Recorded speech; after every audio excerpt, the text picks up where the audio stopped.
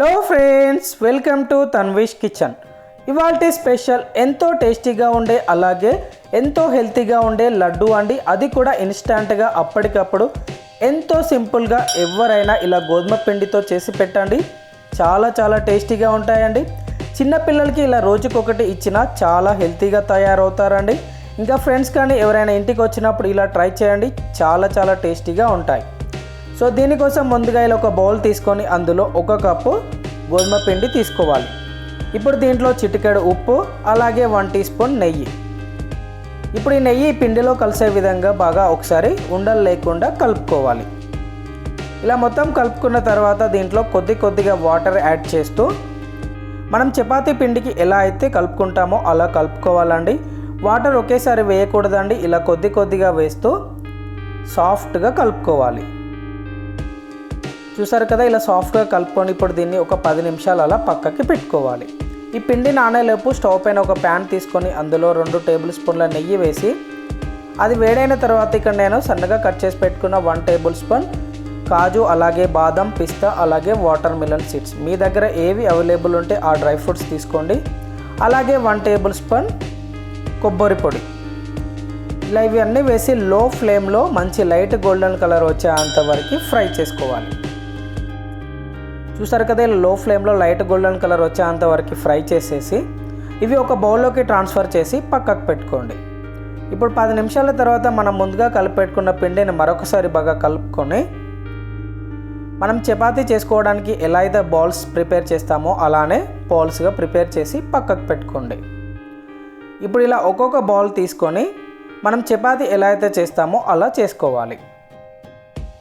ఇలా ఈవెన్గా మీకు ఏ సైజులో కావాలంటే ఆ సైజులో చపాతీస్ చేసుకోవచ్చండి.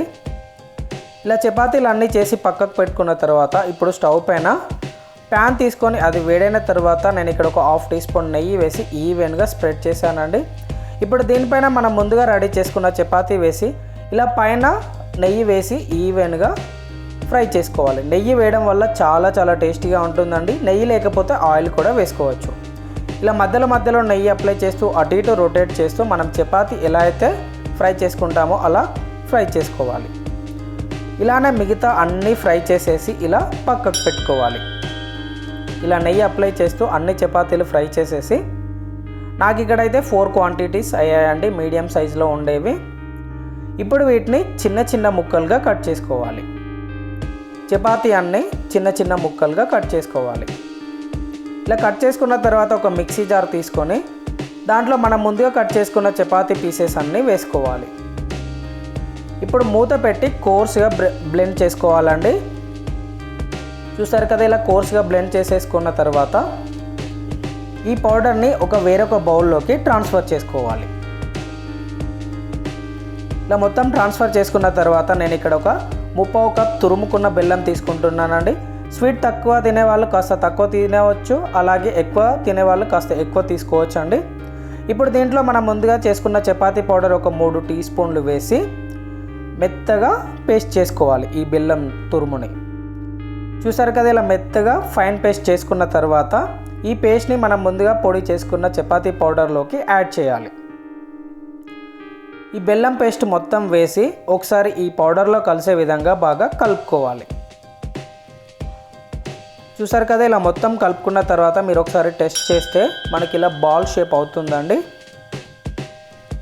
చూసారు కదా, ఇప్పుడు దీంట్లో మనం ముందుగా ఫ్రై చేసుకున్న డ్రై ఫ్రూట్స్ అన్నీ వేసుకోవాలి. మీరు కావాలంటే ఒక 1/2 టీ స్పూన్ ఇలాచీ పౌడర్ కూడా వేసుకోవచ్చు అండి, బట్ నేను వేయలేదు ఇక్కడ. ఇలా డ్రై ఫ్రూట్స్ అన్నీ మిక్స్ చేసేసి హ్యాండ్ ఒకసారి వాష్ చేసుకొని ఇలా మీకు ఏ సైజులో కావాలంటే బాల్స్గా అలా లడ్డు షేప్లో చేసుకోండి. చూసారు కదా, ఎంతో సింపుల్ కదా, చూస్తుంటేనే తినాలనిపిస్తుంది కదా. నిజం చెప్తున్నానండి, చాలా టేస్టీగా ఉంటాయి, ఎంతో హెల్తీ కూడా, చేయడం కూడా చాలా సింపుల్. మరి వీడియో నచ్చిందా? మీరు ఎప్పుడు ట్రై చేస్తున్నారు? మీరు ట్రై చేసి మీ కామెంట్స్ నాతో పాటు షేర్ చేసుకొని ఈ వీడియో లైక్ చేసి నా ఛానల్ని సబ్స్క్రైబ్ చేసి పక్కన ఉన్న బెల్ కొట్టడం మాత్రం అస్సలు మర్చిపోవద్దండి.